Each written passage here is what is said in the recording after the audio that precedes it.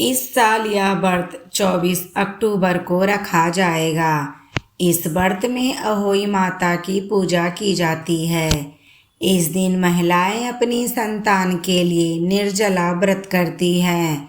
शाम को तारों की छांव में कथा सुनकर तारों को अर्घ देकर व्रत खोलती है। कई जगह तारे निकलने के बाद अहोई माता की पूजा की जाती है। पूजन से पहले पूजा वाली जगह को साफ करके पूजा का चौक पूढ़कर एक लोटे में जल भरकर उसे कलश की तरह चौकी के एक कोने पर रखते हैं और फिर पूजा करते हैं। उसके बाद अहोई अष्टमी व्रत की कथा सुनी जाती है।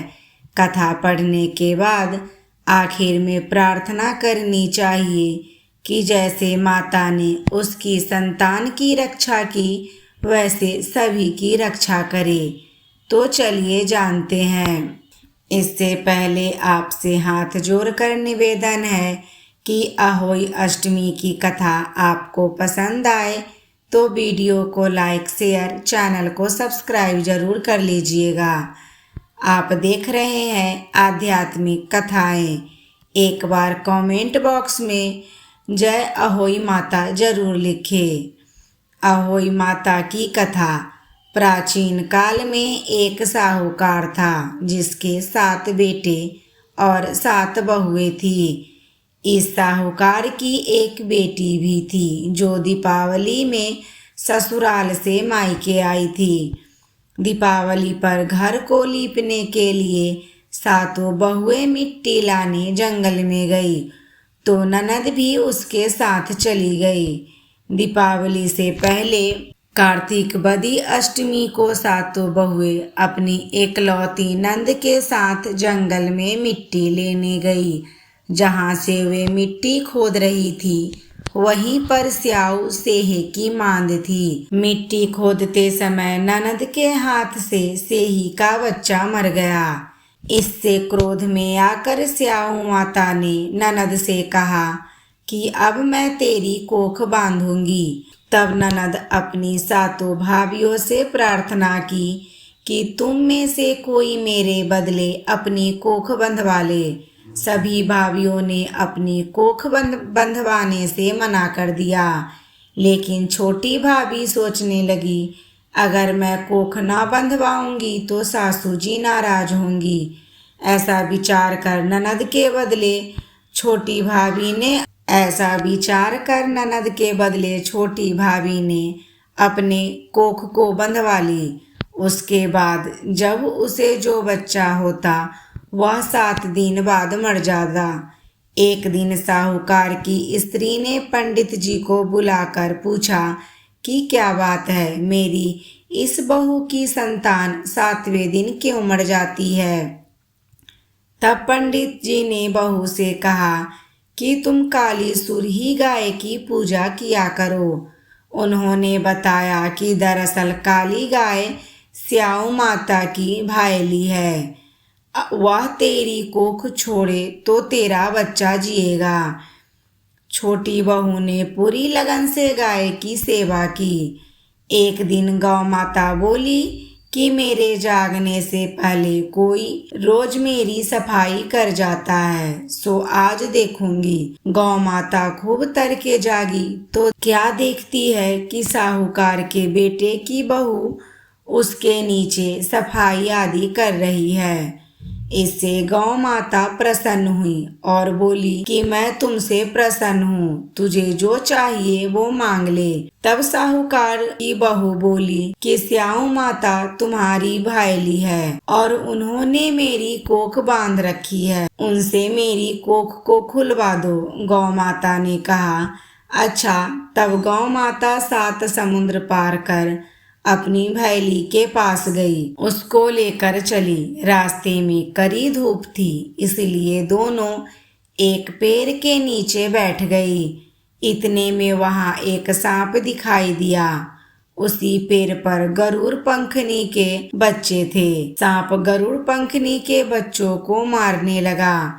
तब साहूकार की बहू ने सांप को मार कर ढाल के नीचे दबा दिया और बच्चों को बचा लिया। थोड़ी देर में गरुड़ पंखनी आई तो वहाँ खून पड़ा देखकर साहूकार की बहू को चोंच मारने लगी। तब साहूकारनी बोली कि मैंने तेरे बच्चे को मारा नहीं है, बल्कि सांप तेरे बच्चे को डसने आया था। मैंने तो तेरे बच्चों की रक्षा की है। इससे गरुड़ पंखनी प्रसन्न हुई और बोली कि मांग क्या मांगती है। वह बोली, 7 समुद्र पार स्याऊ माता रहती है, मुझे तू उसके पास पहुंचा दे। तब गरुड़ पंखनी ने दोनों को अपनी पीठ पर बैठाकर स्याऊ माता के पास पहुंचा दिया। स्याऊ माता उन्हें देखकर बोली कि आ बहन, बहुत दिनों बाद आई। फिर कहने लगी कि बहन, मेरे सिर में जू पड़ गई है। तब सूरही के कहने पर साहूकार की बहू ने सिलाई से उसकी जुएं निकाल दी। इस पर स्याऊ माता प्रसन्न होकर बोली कि तेरे 7 बेटे और 7 बहुएं हो। साहूकार बोली, मैं तो एक भी बेटा नहीं, 7 कहाँ से हो। स्याऊ माता बोली, वचन दिया, वचन से फिरूं तो धोबी के कुंड पर कुंवारी हो। तब साहूकार की बहू बोली, माता, मेरी कोख तो तुम्हारे पास बंदी पड़ी है। जा तेरे घर में तेरे घर से तुझे 7 बेटे और 7 बहुएं मिलेंगी। तू जाकर आजमान करना, 7 अहोई बनाकर 7 कराई करना। वह घर लौट कर आई तो देखा 7 बेटे और 7 बहुएं बैठी। हर्ष व खुश हो गई। उसने 7 अहोई बनाई, 7 आजमान किए, 7 कढ़ाई किए। दिवाले के दिन जेठानियाँ आपस में कहने लगी कि जल्दी जल्दी पूजा कर लो, कहीं छोटी बहू बच्चों को याद करके रोने न लगे। काफी देर तक रोने की आवाज नहीं आई तो जेठानी ने बच्चों को भेजा। बच्चों ने देखा और वापस जाकर कहा कि चाची तो कुछ मार कर रही है, खूब अजमान हो रहा है। यह सुनते ही जेठानियाँ दौड़ी दौड़ी उसके घर गई और जाकर पूछने लगी, तुमने कोख कैसे छुड़ाई।